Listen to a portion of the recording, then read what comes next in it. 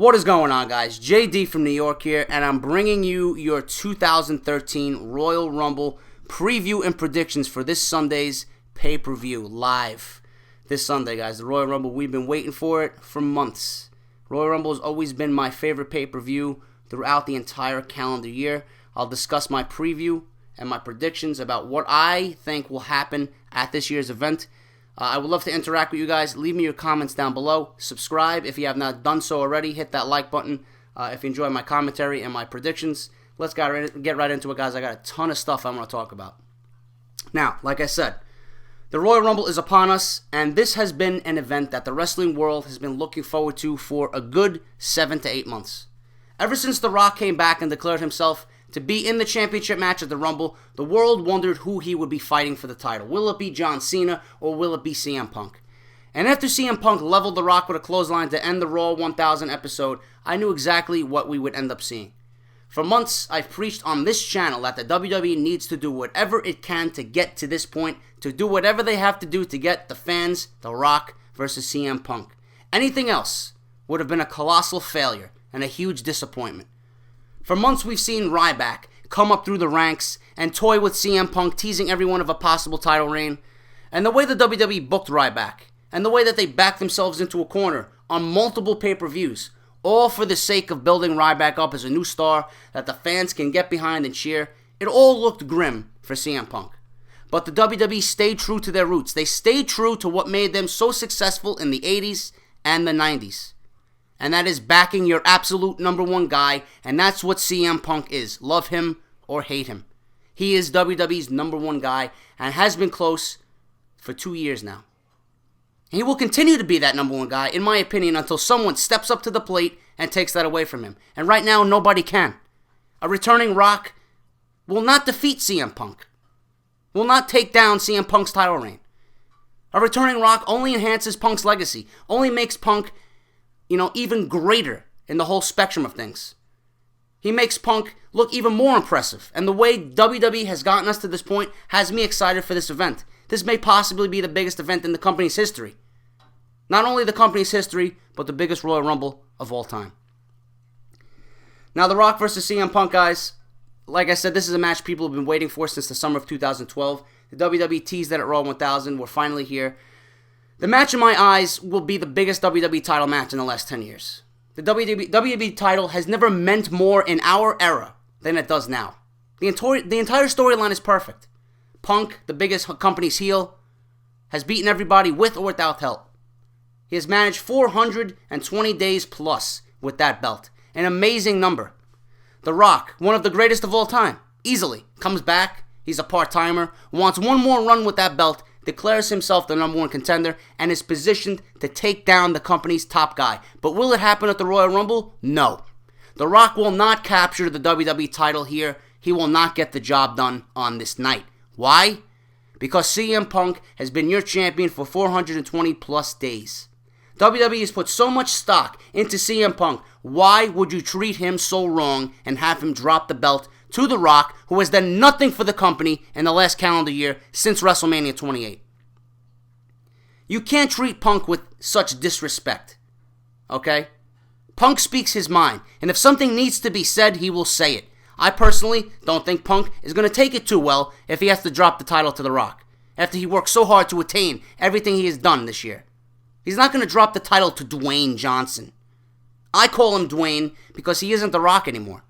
To me, he doesn't have that passion. He doesn't have that flair. He doesn't have that charisma anymore. His jokes are tired and outdated. This is the era of Punk. Punk will be the one remembered here. No matter how good Dwayne is, he's not going to beat Punk at the Royal Rumble. I predict, and I say predict because I could be totally wrong, but I predict Punk walks out the WWE Champion, retains his title in some screwy fashion, but then what happens to The Rock? He comes back and fails. No, he's not going to fail. He will be the champion going into WrestleMania, but he will have to wait another 3 weeks. At the Elimination Chamber, inside the chamber, The Rock will capture the WWE Championship, where Punk doesn't have to be pinned by The Rock. Why? Because there's going to be 4 other guys in that cage with them. Rock will be the champion going into WrestleMania. He's just not going to taste that gold at the Royal Rumble, and he's going to have to wait another 3 weeks.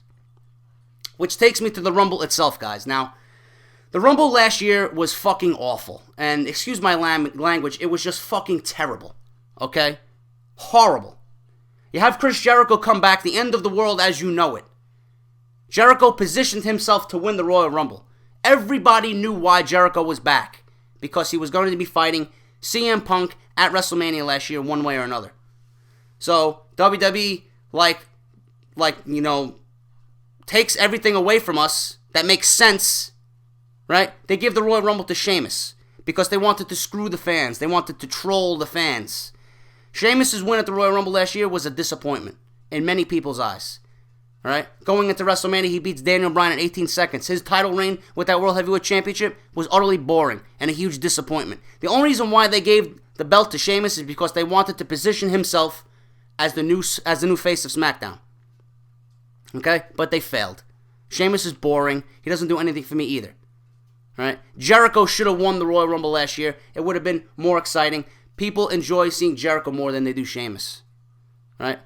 But this year, the way things are shaping up, if Punk goes on to defeat The Rock at Royal Rumble, like I expect him to, who is left to win the Royal Rumble?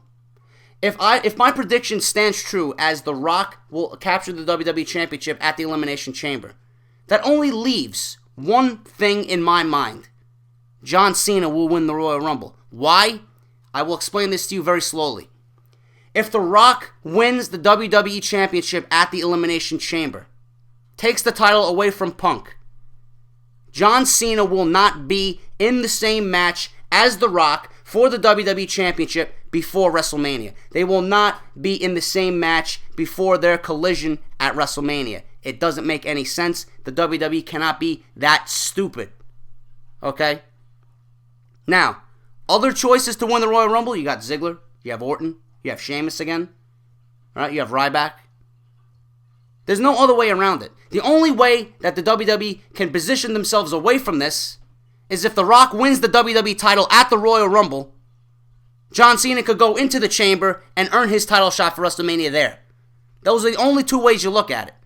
Now, if The Rock wins the Royal Rumble, I fully expect either three men to win the Royal Rumble. Sheamus, Randy Orton, or Daniel Bryan. That's what I'm going with right now. Okay? Ryback has a very, very, very, very good chance of winning the Rumble himself, but I don't think the WWE is going to give it to Ryback because of the rumored Randy Orton versus Sheamus World Heavyweight Championship match at WrestleMania that supposedly is set in stone right now.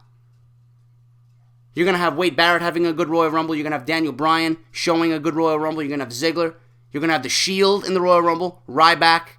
You're going to have some surprise entrants, what you hear. Shelton Benjamin, John Morrison, MVP may all be making their returns to WWE. But in the end, it's either going to be John Cena or it's going to be either Daniel Bryan, Randy Orton, or Sheamus, in my honest opinion. Now, as for the rest of the card, guys, the rest of the card really doesn't look that exciting, but I'll break down the matches for you. We have Del Rio versus The Big Show, and for the World Heavyweight Championship, like I said, guys, I'm going to keep this simple. I dislike both men. I was never big into Del Rio. I would never go out of my way to watch his matches or buy his merchandise. It just never happened.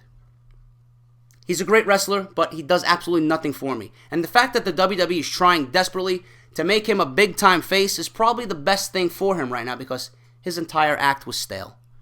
Big Show, I say it all the time, needs to retire. His time has come.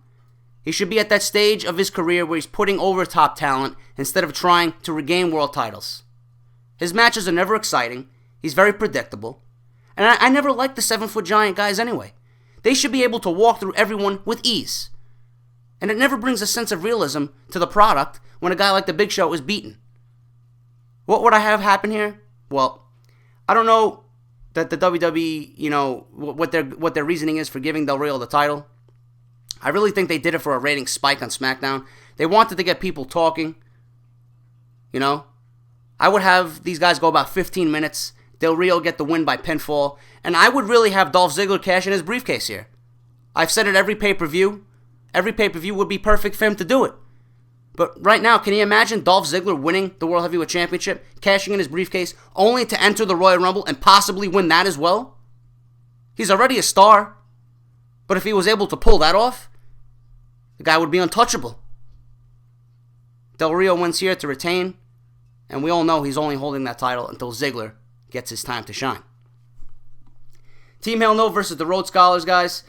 This, it's going to be a decent match. All right, Kane and Daniel Bryan have done everything possible to revitalize the tag team division. They've done a great job. Rhodes and Sandow also have done a great job as well, but you can see the lack of attention WWE has paid to the division over the last 2 months. What started out as a full turnaround has been halted, and seems like the tag team division has once again taken a back seat. Now, not to say that this match isn't important. The WWE just needs to kickstart the division again. They have 3MB, they have Mysterio and Sin Cara ready to return, they have the primetime players. They just need to realize all the wrestlers they currently have on their roster that are not featured on TV. They need to start utilizing those guys. Pair them up, put them in the tag team division. The entire division is not going to fall on the back of these 4 guys anymore, especially after the Rumble. Damien Sandow and Cody Rhodes will be your next tag team champions. And this will spell the end of Team Hell No. They did a great job, but it's now time for the Rhodes Scholars to take those titles. Daniel Bryan is one of the hottest things in wrestling and needs to be featured in something much more important. In fact, like I said, he's going to have a huge showing at the Royal Rumble. Okay? Possibly with a teased victory there. He will be I think, one of the last 4 guys remaining. Okay? He should not be stuck with Kane, in this tag team that's gotten stale already. The crowd loves Daniel Bryan, interacts with him so well that you can't help but be excited when you see him. He needs to be fighting for World Heavyweight Championships. On the other side, you got Damien Sandow and Cody Rhodes. They do make a great team, but personally, Sandow belongs as a singles wrestler.